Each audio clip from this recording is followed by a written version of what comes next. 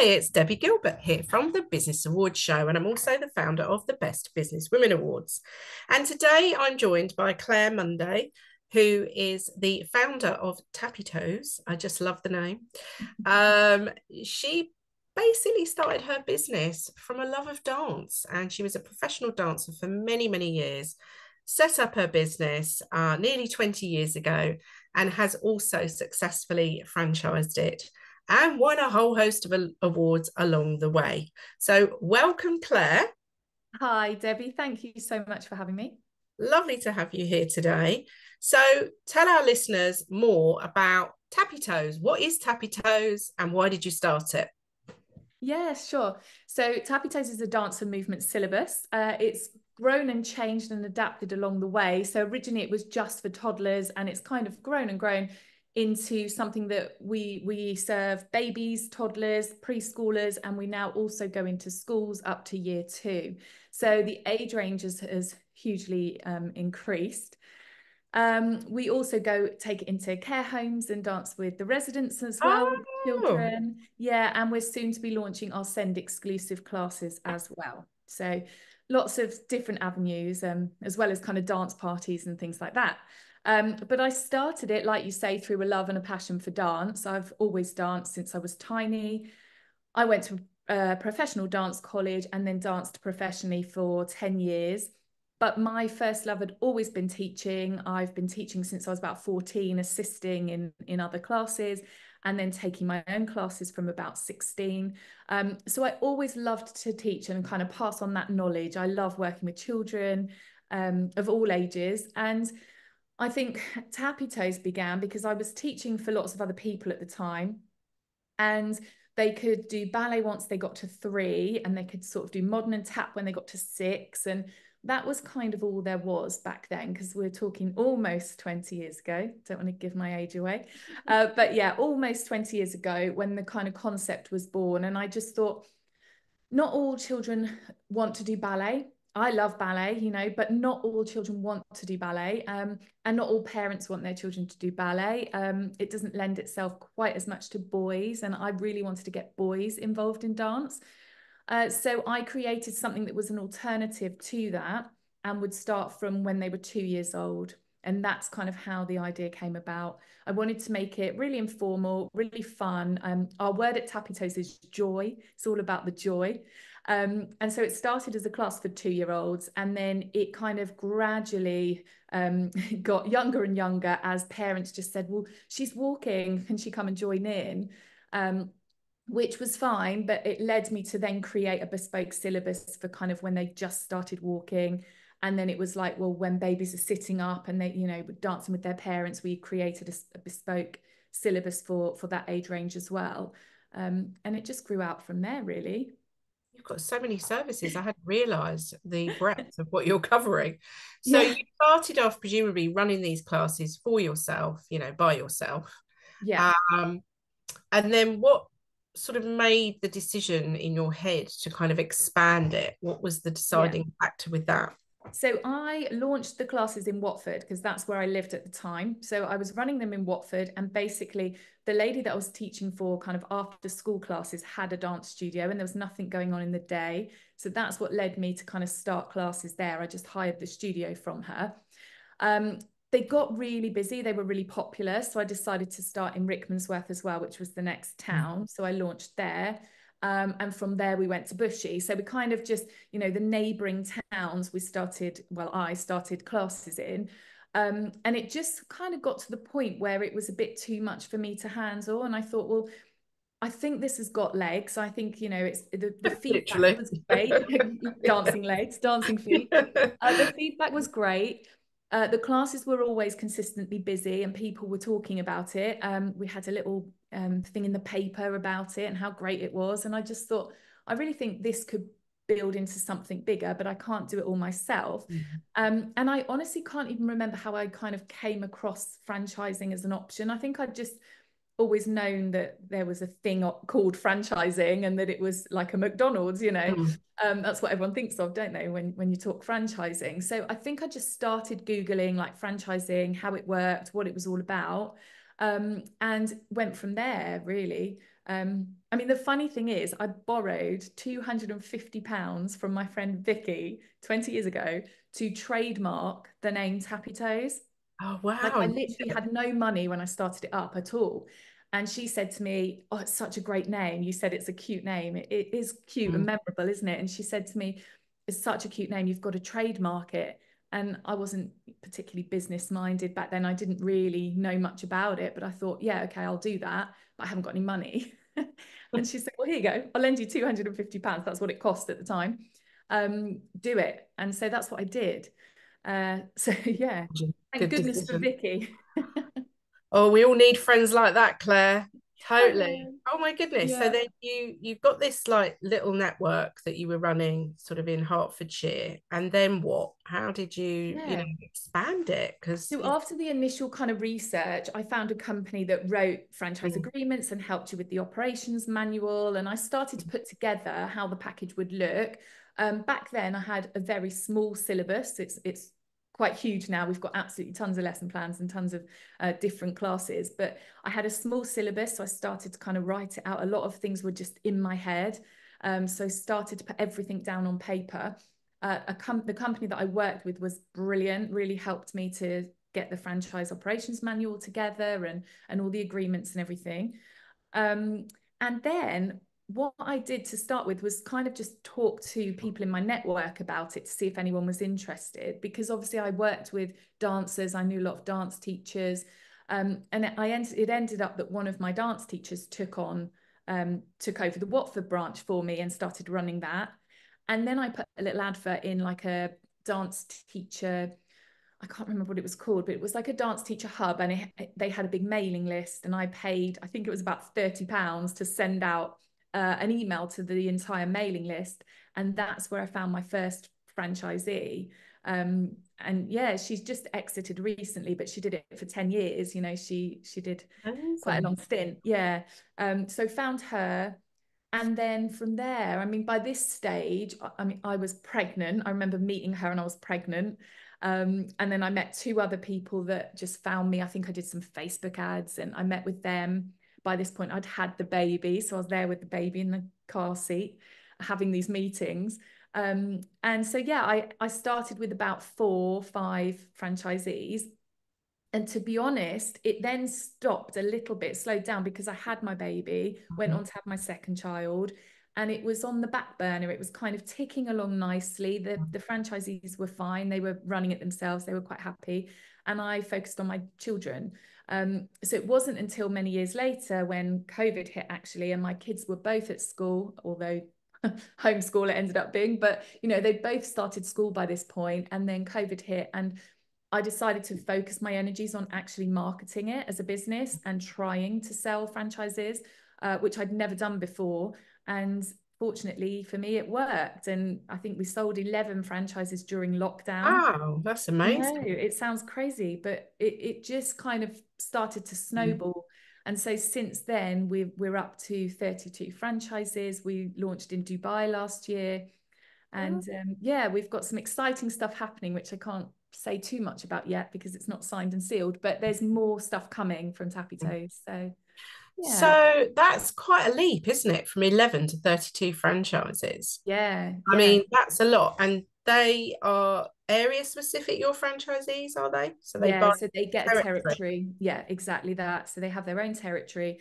Only they can operate Tappy Toes within that area. Yeah. And they can offer a range of these classes and all the different income streams that you're talking about. They get access to all of that. Yeah, exactly. Mm. And they get fully trained up on how to do that and how to Mm. deliver everything. But they can pick and choose. You know, if they've got young children and they don't want to work in the summer holidays, for example, they don't have to. They can run term time. But Mm. if they do want to continue with classes during the summer, they offer summer drop-ins. And so there's loads of different options to make it work for you. And do they tend to be people with a dance background, qualified in dance, or have a We've passion for dance? We've got a mix. So some of them are dance teachers or ex-dancers that have worked in the industry, which is great. Others have, like you said, had a passion for dance when they were younger, or just, you know, have loved dance and fitness and wanted to go into it that way. And some of them are just more business minded, business backgrounds, come from corporate backgrounds, and actually they have self-employed dance teachers that run the sessions and they just manage it.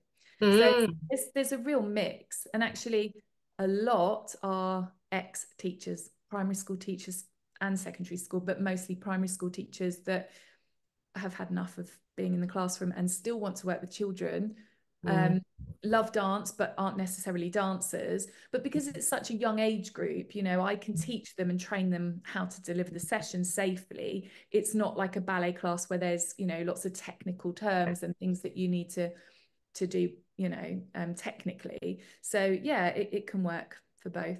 Fantastic. And what sort of challenges have you experienced with growing the franchise quite quickly? Because that is quite quick growth, isn't it?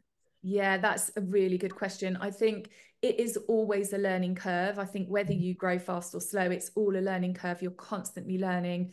I'm constantly doing different webinars and reading books, business books and things like that to expand my knowledge. But I suppose the biggest challenge has been supporting 5 people is very different to supporting 30 odd people. Yeah.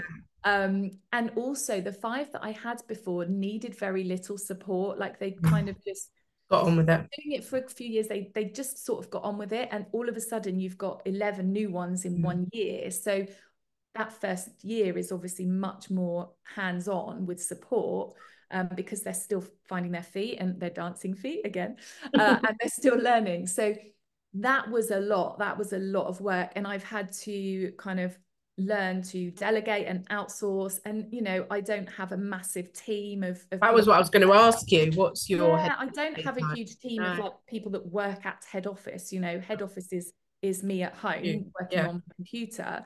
But what I do have now is a team of outside providers. So I have like a marketing specialist, someone that does the social media graphics, obviously bookkeeping and finances. I've always had someone for that. So I've got people that are doing lots of. You've I've got built a someone freelance doing team, actually. emails. Yeah. You've Yeah, built a they're all freelance team, freelancers. which Yeah. is an interesting concept that you've got 32 franchises without having to take on additional employed staff. I think that's good. That shows your business is lean. Yeah, thank you. And I feel like it's maybe getting to that tipping point now where I'd look at taking on somebody Yeah. else for franchise support, for Yeah. example. At the moment, it is still manageable. I'm still, you know, getting back to franchisees as soon as they need me. We still have monthly meetings booked in and one-to-ones and all of that stuff. And it's manageable at the moment. But I think the further we grow, then Yeah. obviously I will need Have you stepped back from running your own classes? I have quite recently, actually. So I was running 3 territories myself because every time I moved, I set up a new territory. Oh, so you've moved from Watford. Yeah, so I started in Watford. I moved out of Watford. I moved to Epping. So I started in Epping, moved to Bishop Stortford or near Bishop Stortford. I started in Bishop Stortford. So I had 3 territories going. So I had Rickmansworth as well, sorry. So I had all those areas going. Obviously, I sold Watford quite early on. And then I sold Bishop Stortford over a year ago now, because I was still teaching those classes and it was all just getting a bit much. So I sold that area. And then finally, I sold Epping to my teacher that had been running the classes for over a year for me. She decided she wanted to purchase a franchise, and actually Epping was perfect because it was already up and running. And so she just stepped into that role. So yeah, so I'm not teaching anymore, which is bittersweet really, because obviously that's why I started it and that's what I loved. But my role has completely changed and I still love it now. It's just a different role. Yeah. But I think, like you've just said, sometimes you do have to step back for growth, really, because otherwise you're going to stay in that position and it's not going to grow. And if you are willing to take that step back, it's often the route to growth for your business. That would be actually, sorry to cut in there, but you mentioned before we started recording about advice and stuff, and actually that would be one of my bits of advice would be, you know, in some ways I wish I'd done that a little bit sooner, because it does split you if you're running your own territory and you're doing all of that, keeping your customers happy, teaching classes, etc., is kind of a full-time job in itself. So in some ways I wish I'd done it a little bit sooner. Yeah, but Oh, as we always say, hindsight is a Yeah, wonderful. yeah, exactly. It is what it is. So, when did awards appear on your radar? At what point did you think, I should be entering Yeah. awards? So, I mean, recently, really, only I would say in the last probably 5 years that I actually started to even really notice awards or even think about awards. I'd never really looked at it before that. And I think the first one that I kind of entered was the What's On for Kids Awards, which I still enter to this day. And we made it to the finals.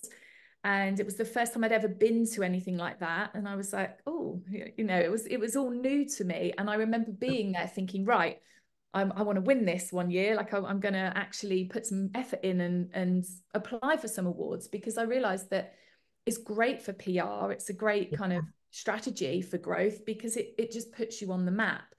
So I made a conscious decision that I was going to enter more awards and just see how we got on. So we continued to enter the What's On For awards. We've been runners up a few years for Most Loved Dance and Performing Arts. And I am a finalist again this year for remarkable achievement, actually, in those awards, which is lovely. Mm. So those are ones that we've done for the last few years.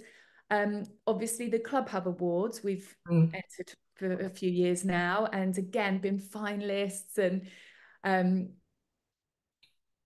I'm always the bridesmaid and never the bride. Like we'd been Oh, yeah. finalists for a while, and suddenly this year we won the Biggest Growth Award, which was a massive shock. I really didn't expect it. I think everyone says that, but I genuinely was sitting there just thinking it's just lovely to be a finalist. And when she called my name out, I was like, oh, I think there's a video of me going, what?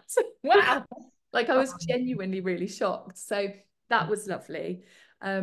We've entered the virtual franchise awards for a few years, and we've won quite a lot of awards with them for franchise support and marketing excellence. And last year, I think it was best franchisor. So there's been a few of those. And finally, the Great British Entrepreneur Awards. I was a finalist last year. Um, Fantastic. yeah, which was awesome. Oh, and BFA, I was the about to say, we franchise. I know. thought, didn't we, about the British I should have written them all down. Franchise Association, which is amazing. So tell Yeah. me about that.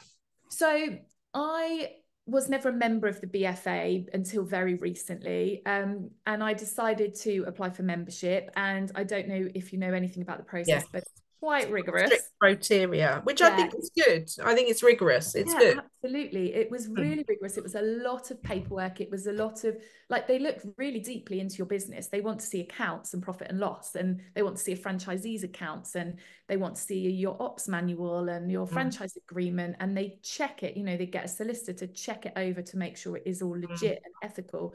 So it was a really like intense process. And we were awarded membership, which is amazing. And the team said you should apply for the BFA awards.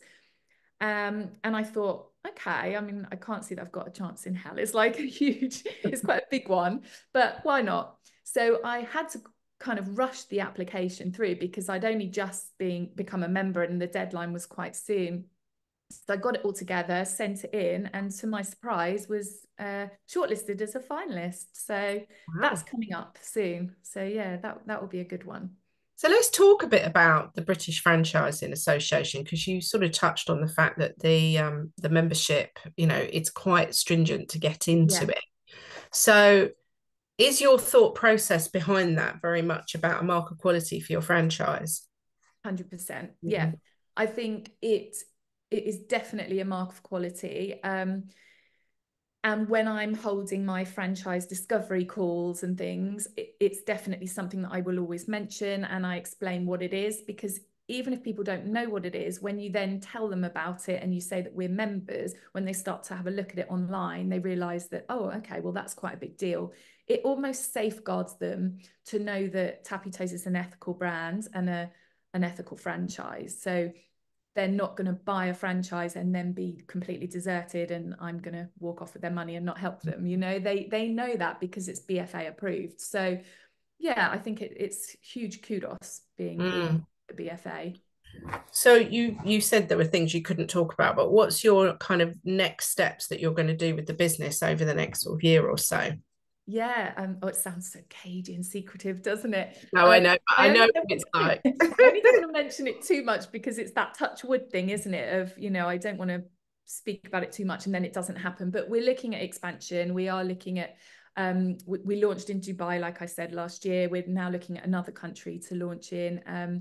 And yeah, we've got quite far down the line with a master and a master regional franchisee. That's a good idea. So it's just, we'll see, watch this space and hopefully it will all come to fruition. So Thank fingers crossed. goodness you protected that brand early on, I know. because But it's one of the speaking things of people that, don't do. Yeah. yes, but speaking of that, it's difficult in the beginning. You obviously trademark for the UK, but you Mm, don't think about trademarking, or at least I didn't trademark for other countries because it's not something that was on my mind 20 years ago. It just really wasn't. So mm. we did come up against an issue because when we launched in Dubai and we went to trademark in Dubai, there was another company, a nursery called Tappy Toes. Oh, So we are actually trading in Dubai and the UAE as Toddle Toes. So it is the same ah. brand, it's the same syllabus, it's all the same, graphics and all of that stuff, but we are under a different name, slightly different name. That is a really good piece of advice to people, really, is if Well, you think, yeah, get your trademarks in get as your soon as trademarks, not just the UK, but globally, if yeah. there's even a smidgen of a chance that you're going to go global. I think that Because, yeah. the thing is as well, it's expensive to trademark in Mm, these other mm, countries because in the UK it's very easy and straight. Well, I found it quite straightforward. But actually, when you're going to trademark in different countries, there's different rules. Some of them you need an address there. Some of them you need to use a local solicitor. Some mm, of them you can just apply through WIPO and it's absolutely fine. And you don't know what you don't know until you start going down that route. And actually, getting the trademark in Dubai was a lengthy process. I think it took 6 months or more to actually get wow. the Toddle Toes trademark, which is now fully trademarked. And it also costs thousands of pounds. So you want to do it originally, but you might not necessarily have the cash flow to be able to do something like Mm. that. No, I It's know what you're saying, difficult. but it is so important these days. In fact, one of our sponsors, the Best Business Women Awards, are Cleveland Scott York, and they're an international trademark and patent attorney. So they work not just in the UK but globally, and Yeah, that's always her advice: is don't leave it until you hit a problem. Try and do it yeah. at these early stages. But I agree. When you're running a business, you're sometimes robbing Peter to pay Paul in those early years and trying Yeah. to juggle stuff financially, and it's often not on the top of the list for And people. there's always a way around it as well at Mm, the end of the day. We thought, oh God, we can't do it. We can't launch over there because we can't use the name. And it's like, well, no, actually you can. There's a way around that. Like you mm. can still, if you look at our Toddle Toes stuff, you would It's recognize it as the same yeah, brand, yeah. it's just, and actually we use the name Toddle Toes for one of our classes in the UK anyway. So it's already associated with us. So there are ways around it. I think there was a really famous story of Burger King not getting a trademark. I can't remember if it was in Australia or years and Yeah, years it ago. was. And It they're was actually known as, is it Hungry Jack's? In something like that. Yeah, I have read a story about that, and I completely can't different remember what they're name, known but as. But yeah, they still successfully franchised over there under a different name. And so even if you hit a huge problem like that, that you think is kind of the end of the world, there's ways to navigate it. and it sounds like you found that way. Well done. Yeah. Um, Okay, so let's talk a little bit about business tips because, I think you've had a very interesting journey, and you've had a journey that actually quite a lot of women have. And I was included in that. I started my marketing business nearly 30 years ago, but I kind of didn't pick up the pace until the kids were like starting secondary school, on their way to secondary school, and then on their way to finishing school, because you are sort of really tied to those Yeah. school hours 9 to 3, and it can be tricky. So you've kind of had that journey and then expanded your business as your business grew and got, your children got older. So what sort of advice would you give to people in that situation? Yeah. Well, I think certainly for me, that is the way that it was meant to be and it had Mm, to be. And actually, for me, when my children were little, that was my focus and I wanted it to be my focus. So I same wasn't as really me. interested in growing and building a big brand because I wanted my time with my children. So That worked for me, and I don't think I could have grown it sooner because it just wouldn't have been right for our family. So I think don't put pressure on yourself to feel that you have to do things immediately, because it ticked along for all that time. And now when I was ready to go, right, okay, I'm going to run with this, that was fine, and I could grow it then. It didn't matter.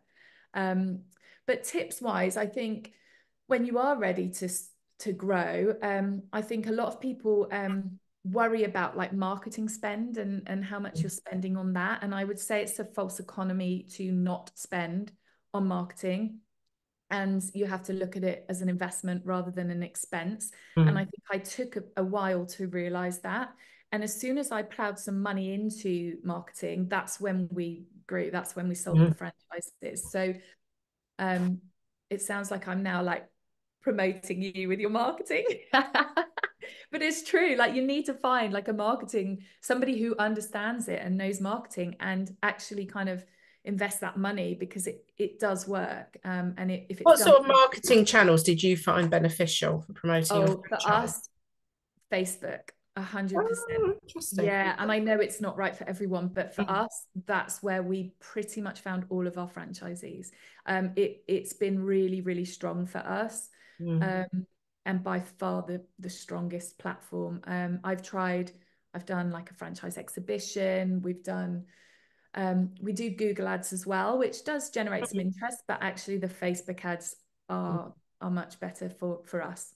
Yeah, because I guess a lot of people on Facebook are mums who have young children or are ex-dance teachers looking for a new opportunity. So I can see why that would work really well for you, actually. And what are you sort of hoping to get up to in terms of numbers of franchisees? What's going to be your I mean, the sky's the limit, Debbie. Like, Mm. I mean, I did say that I wanted to hit 50 by the end of this year.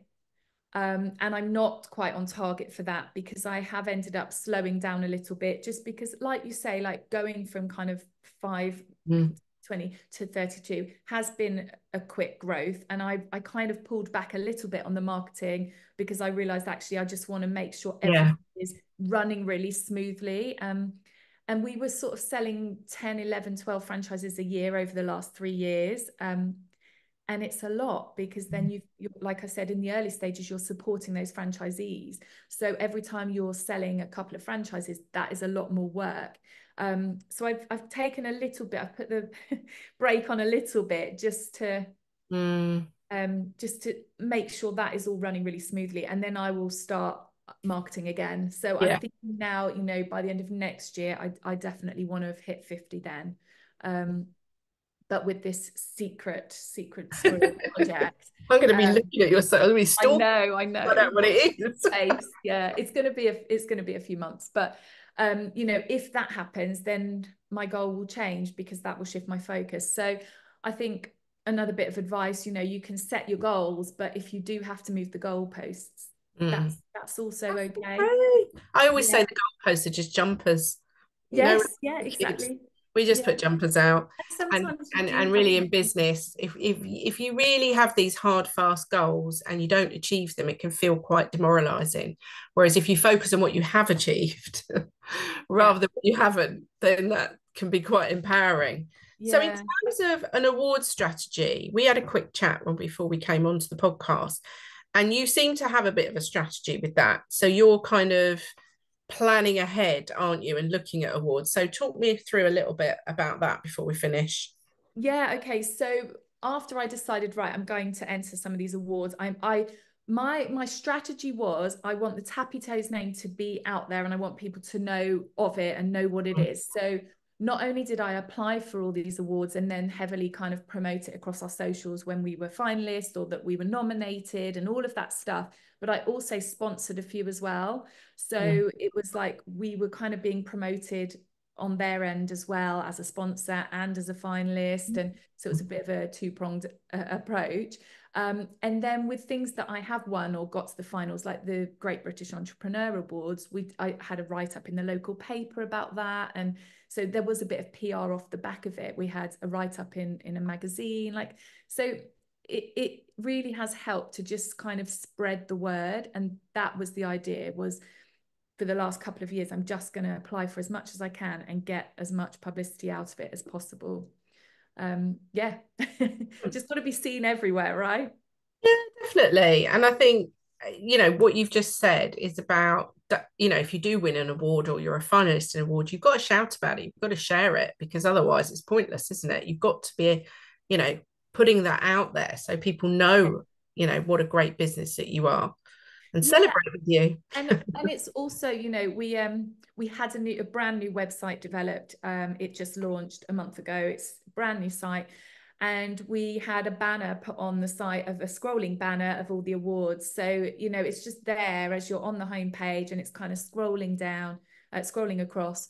So it's about things like that, like putting it on your website, putting it on your email signature. So every time someone emails me and gets my auto response, there's a little banner of awards at the bottom. And it just gives that kudos, like we said before, that it's a brand that's well known, that's been around for a while, that's not going anywhere, kind of thing. I think it makes customers and potential franchisees just feel a bit more confident about it. Yeah, because that is the challenge with your business. You're not just marketing to the end users, you're also marketing your business to people who want to buy into your company and buy a franchise. So you've got that.